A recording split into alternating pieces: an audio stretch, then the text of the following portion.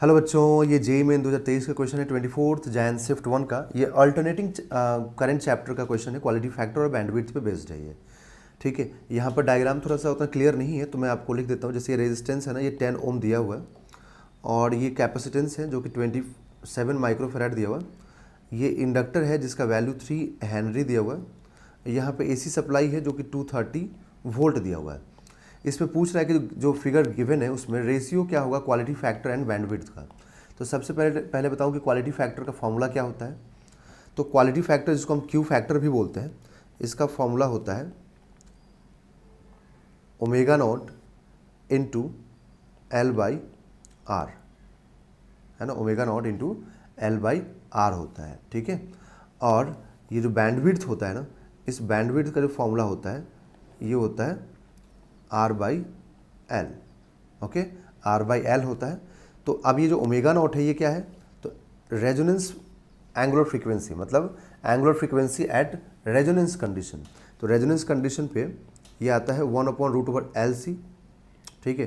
तो यहाँ से एल और सी का वैल्यू रखिए। तो एल का वैल्यू 3 है, सी का वैल्यू है 27, बट माइक्रो है तो माइक्रो रख दीजिए यहाँ पर, ठीक है, माइक्रो रख दीजिए। ओके, तो इधर से मिलेगा 27 × 3 81, तो 1/√81 इंटू 10⁻⁻⁶, ठीक है। तो यहाँ से ओमेगा नॉट क्या आएगा, ओमेगा नॉट आएगा 1/9 इंटू 10⁻⁻3, ठीक है। तो ये ओमेगा नॉट हम लोगों को मालूम हो गया, ठीक। अब अगर ये ओमेगा नॉट मालूम हो गया तो हम लोग यहाँ से क्वालिटी फैक्टर निकाल सकते हैं, ठीक है।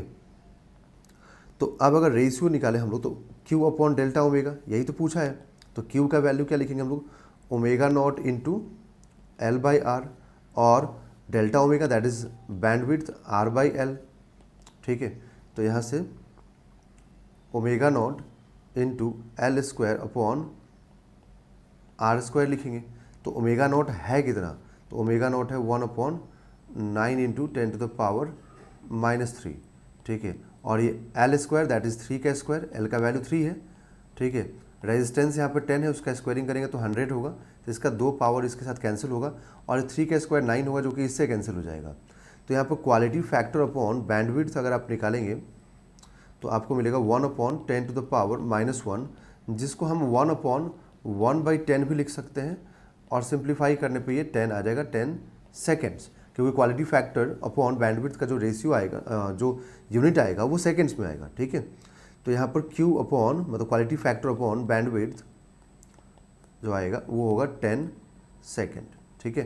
तो यहाँ पे हमें जो फिल करना होगा वो हमें 10 फिल करना होगा, ठीक है। तो इसका आंसर होगा 10।